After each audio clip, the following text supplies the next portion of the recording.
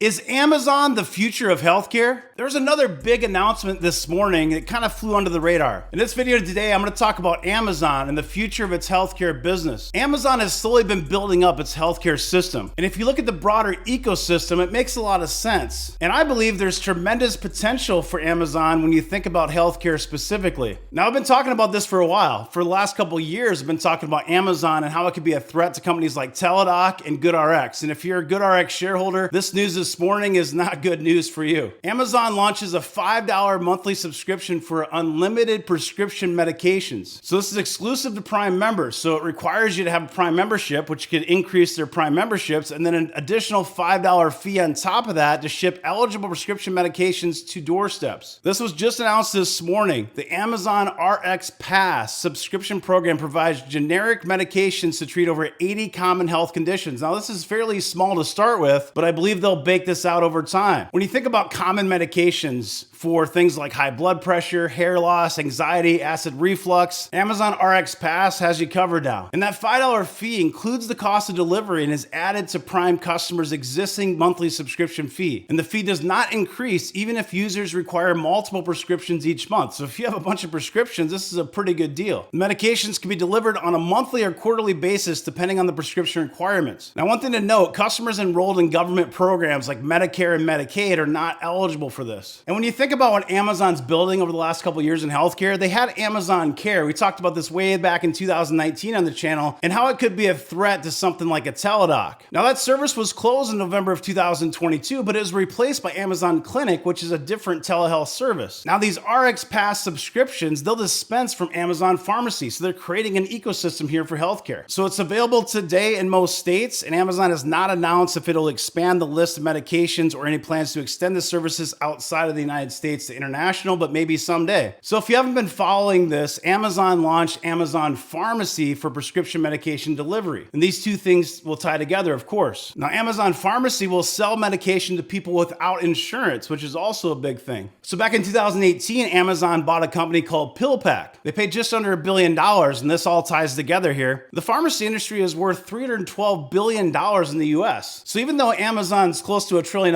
market cap, there's a lot of total addressable market to chase after just in this segment. When you think about Amazon logistics and their network, their warehouses, this seems logical, especially for a product that people need often and delivered to their front doorstep versus having to drive to a pharmacy to get it every time. And then Amazon Clinic, this is their telemedicine segment that I talked about, offers care for 20 basic conditions. You think of allergies, dandruff, hair loss, birth control, ED, acne, and so on. This was just announced back in November of 2022, and it started with 32 states. And here's a full list of all the things that it covers. So Amazon Care was shut down the 31st of last year. So this is fairly new. All this is a recent development, and this news today ties it together. Amazon has fierce ambitions in healthcare, and it's been investing heavily in this sector to make this a reality. So this makes it a competitor to things like Teladoc, GoodRx, but even when you think of Walgreens, CVS, and Rite Aid, when you think of pharmacies, Amazon says it wants to help Americans save time and money and stay healthy, and the retailer is striving to retain Prime customers. So another reason to make Prime sticky. And you think about this space, there's a lot of competition. In fact, Mark Cuban has a company called Cost Plus Drug, which is selling a wider range of generic drugs without the need to subscribe to a broader service. But if I'm already on Amazon Prime, this is just an easy add-on for me. 150 million Americans, that's the estimate, that take at least one medication or more. And so under the RX Pass, here's a list of the drugs they cover right now out of the gate. And I think this will probably expand over time and maybe even internationally, as I mentioned earlier. Now, before we go on, guys, just real quick, I need to announce this video is sponsored by The Motley Fool. If you'd like to see the 10 best stocks to buy now, visit fool.com/firedupwealth and check out our private community in our Discord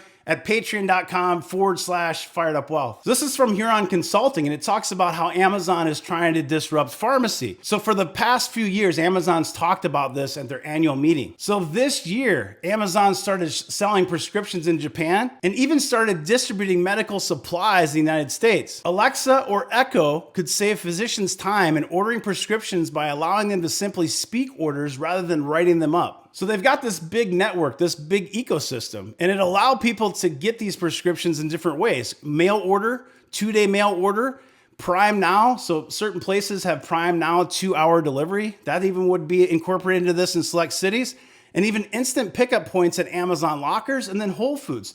So Whole Foods is all part of the strategy too, health and well-being. And then you think of subscribe and save. You can set this up so it just comes to your doorstep automatically. It's very convenient. Now, Amazon, guys, has over 200 million Prime members. And you can see the growth. It's been explosive. 2017, it was about 100 million. 2020 was 142.5 million. Now, 2022, 200 million Prime members. There's over 200 million at this point. And they've proven to be loyal customers, spending twice as much, nearly twice as much as non-Prime members, and making an average of 3 purchases a month on the site. So Amazon could use this for negotiating drug prices, which we're seeing in the announcement today, leading to lower drug prices for Amazon customers. In other words, they can use their scale and scope. Amazon's technology, supply chain, and customer base are unrivaled in retail, positioning it to threaten pharmacies like CVS, Walgreens, and so on, like we talked about, but then also pharmaceutical distribution companies like McKesson, Cardinal Health, and so on. And then you talk about the news today, you're thinking about GoodRx and all the competition in that space as well. As we have seen before, Amazon plays the long game with a history of taking on risk and a large volume of cash in hand to do so.